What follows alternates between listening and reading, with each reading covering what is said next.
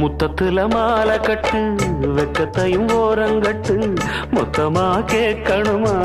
அள்ளி அள்ளி அணைச்சுக்கிட்டு தனியா வரவா தரவா பதமா